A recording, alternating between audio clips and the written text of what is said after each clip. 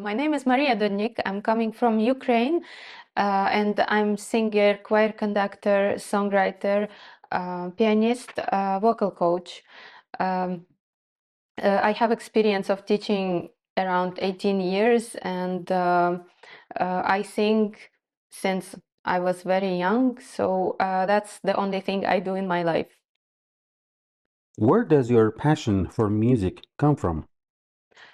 I really try to go back to the moment when I started to be interested in music, and I couldn't remember from where it came. It have been since I was little, like 6 years old, and it was just one spark that gave me an idea that I want to do the music and art, and then the process itself makes me want to do it more.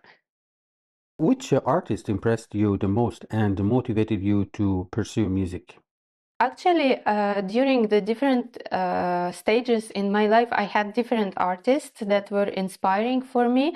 But from the beginning, I didn't have the artist. It was just the process, the thing that I wanted to do. I wanted to play piano, but then it grew up to all these things that I do now. But during the all the lifetime, I had different influences, like starting from my teachers with beautiful voices, coming to famous bands and singers like Evanescence, let's say it was 2000s, yeah.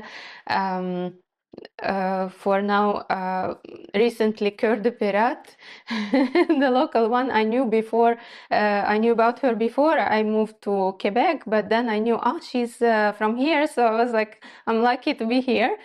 What is your artistic goal in Canada and what do you hope to achieve there?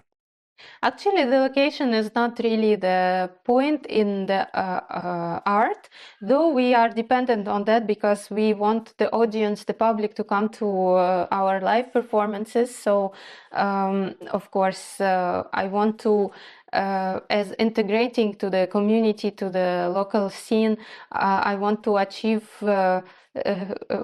being closer. I want to be closer to the local people, of course. I started to learn French. I started to include some French songs in my repertoire, and I have some dreams to write original songs too in French. Hopefully I could achieve that, though I have already one collaboration with a local singer in French, though he wrote the song, but I was so glad that I could do it with him. It's the song called Le bruit plutôt que le silence. You can find it on any streaming platforms, and there is an official YouTube video too, music video on YouTube. So my goal is now to integrate my art here and, of course, have some influence as well as the local scene also has influence on my creative life too. Definitely, for the first time, when you went on the stage, you had maybe a specific experience about that. Can you tell me a little about your first experience when you were performing in front of the people, in front of the audience? Yeah, I was performing since I started learning music. That was 7 years old, and I remember some moments when I was really scared to go to play in front of even not like the audience. It were just exams, but I was scared to death to start playing. But this is not like a real experience. The first one I would like to tell, the first like in front of real public that I was performing alone one song. It was when I just entered college, and they called me after the entering exams. They called me like, we have to start the year. They called me, they say, can you sing one song in front of everybody, like it's a welcoming concert for the students to start a new year. And I'm like, what? I will be performing in front of in this huge it's not a room, it's a hall. It's a huge hall, a concert hall of our college. It was like maybe 500 people or something like that, and it was huge for me. I was 15 years old.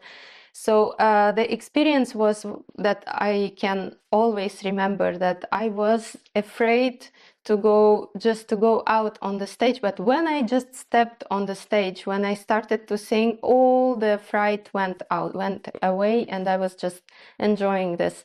So yeah, that was intense experience. Perfect.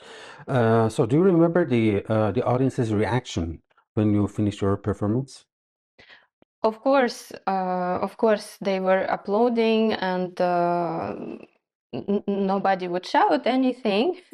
Though I had feedbacks after my performance. People were coming and telling me that we were happy to hear you, and etc. So I was glad. I was happy that day. So there are a few ones, as I said, like Cœur de Pirate, because the image of a female vocalist coming out and playing piano so freely, and then going up from piano and down, plus her music, her style. This is one. Second, I like rock music, so we're going back to Evanescence, though it's kind of outdated for me now. Uh, and plus the fusion that I always want to do, I want to connect some bit of classical singing with the some modern styles, music arrangements. So that is in my head, which brings me to some cinematic effects that I can hear at some in the music of some artists too. So that's kind of my cloud now. What is your favorite song to perform and why? Oh, favorite song. Um, I don't have one. I have few. It's a blog. Of course, I love to perform my songs.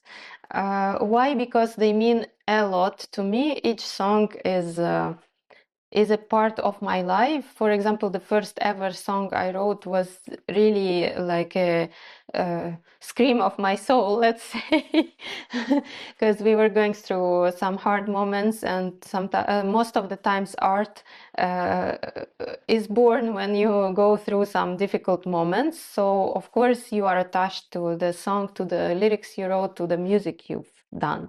And recently I've written the song that took with me like 2 years with all the personal changements. I could finish it. It's called Save My Soul, but it's mostly about the creative path that I had, or any artist could have, when we are first like in a cage. We cannot express a lot our feelings because we are afraid to go out of some limit that maybe teachers, maybe some people put for us, maybe our also expectations, and we are afraid of judgment. And here this song is like a thing, that a reminder that you have to go out and really not don't care about the judgments and stuff, but like just be free out of that. So apart from the performance, you said that you are also a music teacher. Can you talk a little bit about that? Yes, I teach vocals for teenagers and adults. I do the vocal coaching for some vocal groups, for professional singers, and for beginners, of course. So people are coming to me to improve their singing skills, to be more confident on the stage, to achieve new technical skills, or also to work on the music interpretations of the songs they do. So I'm working with artists who record their music or the covers. I work with artists who perform live, so I give some tips on how to make a voice not that tired after a few performances. And I have the beginners too, who are just starting their path, who want to do it only for themselves, for example, to for the hobby, or there are some like it works as a therapy kind of. So the people, they free themselves while singing, and there are the beginners who really have the serious goals too. Okay, perfect. So you said you teach and you have students. Definitely, your students are also going to have stage fright. What tips do you give them to overcome this stage fright? you cannot go out of the stage fright. It's gonna be always, and it's gonna be there. So you have to know what to do. And first of all, this is breathing. So you have to breathe slowly, focusing on exhale before you go to stage. You have to activate the abdominal muscles, so you will be in control of what you do, because that's our support for singing. If that is not activated, not under control, the voice might crack. So this is the first two things what we do. And of course, mentally, there are some different tips I can give, but it depends on the person who is in front of me. For somebody, it will work just like affirmations that I'm singing well, and I'm not scared of the judgment. For the others, the tips like we hear in some comedy shows, like imagine everybody naked in front of you. So different person needs different tips. From your point of view, what qualities are necessary for an artist to be fully accomplished? I think first of all, the artist should be confident in what he does, because if you have enough technical skills on music interpretation, which we do, enough knowledge to be confident on what you present to people, this is one. Second, to be confident, to be stable emotionally, because as well as we express the emotions, we shouldn't be breaking on the stage or outside of the stage, because artist's life is not stable life, and you always go through some obstacles, you always meet the opinions, you always meet rejections, or a good stuff. Maybe somebody will take you somewhere on the show to sign the contract or whatever, but you have to keep on being cool in this. So this is how to be safe in this world. And third, do not hesitate things while doing art. Don't wait for a good moment. Even if you are not perfect in something, just do things and everything's gonna be on track. So my next question is that what are your future projects and goals? My future projects and goals are to continue songwriting, to continue writing the songs that mean to people something, to continue performing live so we can exchange the energy that we have together, and grow my audience, of course, because I want more people to know, to experience with me what I want to project. And plus, I would like to, of course, go into bigger festivals and concerts locally and maybe worldwide, who knows. And the teaching part, of course, very important to me, because I love to see, I have a lot of satisfaction to see when a person in front of me is developing their voice and achieving something good. Where can they find you? You can find me under my name, Maria Dudnik, on the any streaming platform, Spotify, Apple, anything else. On social media, there is Instagram, Facebook official page. There is YouTube channel under my name, also Maria Dudnik, which I try to update with live performances and my new releases and covers. There is a Bandcamp page. Also, I try to keep up to date. It's also on the name Maria Dudnik. So you can find links in the description. Perfect. We also have a song which is, in fact, is joint work with your father. Can you talk a little about that? Yes, this song is called Дім, якого немає, or in English, The House That Doesn't Exist Anymore.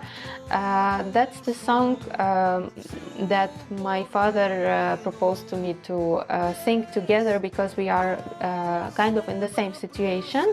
So we felt like, oh, it's about us and about millions of Ukrainians now, because we cannot reach our house, or somebody's house is destroyed, or there are a lot of cases like this.